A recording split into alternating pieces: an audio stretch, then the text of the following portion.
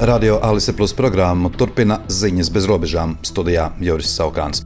Tūkstošiem mākslinieku parakstījuši paziņojumu, kurā brīdina par mākslīgā intelekta draudiem radošajām industrijām. Paziņojuma iniciators ir britu komponists un bijušais mākslīgā intelekta uzņēmuma vadītājs Eds Newtons Reks, raksta The Guardian. 11,500 mūzikas, literatūras, ekrāna un skatuves zvaigznes, tajā skaitā grupas ABBA mūziķis Bjērns Ulveus, Holivudas aktrise Džuljāna Mūra un Nobela prēmijas laureāts Kadzuo Isiguro bija parakstījuši šo aicinājumu līdz otrdienai. Radošajās aprindās pieauga bažas, ka tehnoloģiju uzņēmumi izmanto esošos radošos darbus, lai apmācītu mākslīgā intelekta modeļus bez to oriģinālo autoru atļaujas.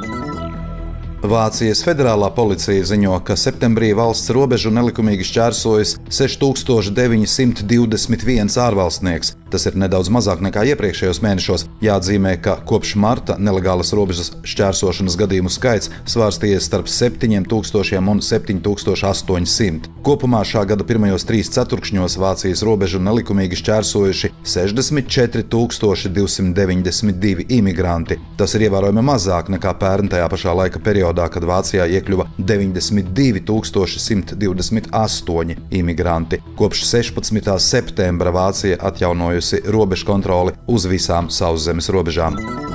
Amerikas Savienoto Valstu porno zvaigznes aicina balsot pret Donaldu Trumpu ASV prezidenta vēlēšanās. Pornofilmu aktieri un aktrises brīdina, ka neraugoties uz kādreizējo Trumpa dēku ar porno zvaigzni, viņš kā prezidents varētu mēģināt slēgt šo nozari. Kampaņā ar hashtagu #HandsOffMyPorn līdz šim ir iztērēti 200,000 ASV dolāru par reklāmām pieaugušo vietnēs. Skatītāji tiek brīdināti, ka Trumpa sabiedrotie grib aizliegt pornogrāfiju un ieslodzīt porno zvaigznes. Dokumentā Projekts 2025 izklāstīta federālās valdības pārveidošana Trumpa uzvaras gadījumā, un šī 900 lapušu garā dokumenta priekšvārdā teikts: pornogrāfija jāizsludina ārpus likuma, cilvēkus, kas to producē un izplata, vajag ieslodzīt. Kampaņas mērķa auditorija ir vīrieši, un sabiedriskās domas aptaujas liecina, ka Trumpu atbalsta galvenokārt tieši vēlētāji vīrieši.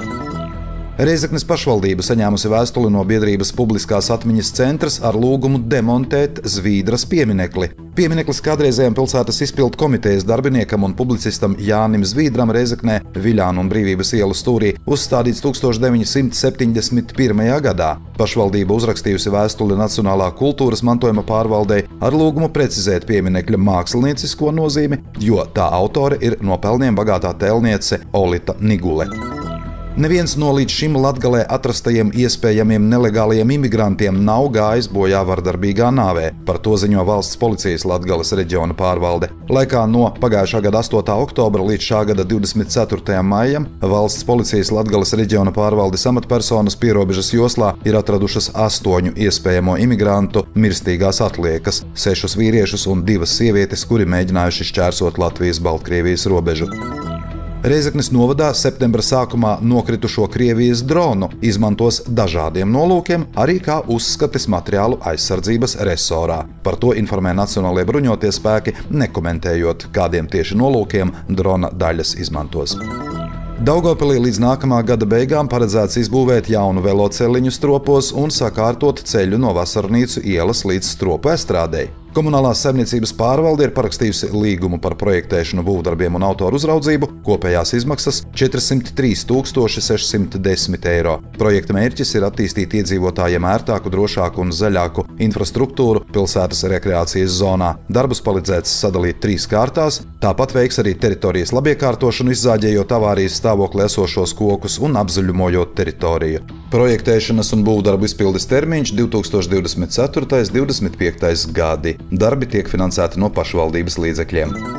Svētdien, 27. oktobrī, 1:00 ģimenes dienas ietvaros Daugavpils novada pētniecības un mākslas muzejā notiks zīmēšanas nodarbība ar mākslinieku. Dalībnieki pētīs, skicēs un dabas skaņās zīmēs Latvijā dzīvojošos putnus un dzīvniekus. Dalība jāpiesaka pa tālruni 2020 3713 darba dienās. Ģimenes biļeti par 6 eiro ietvers dalību nodarbībās, kā arī muzeja ekspozīciju un izstāžu apmeklējumus.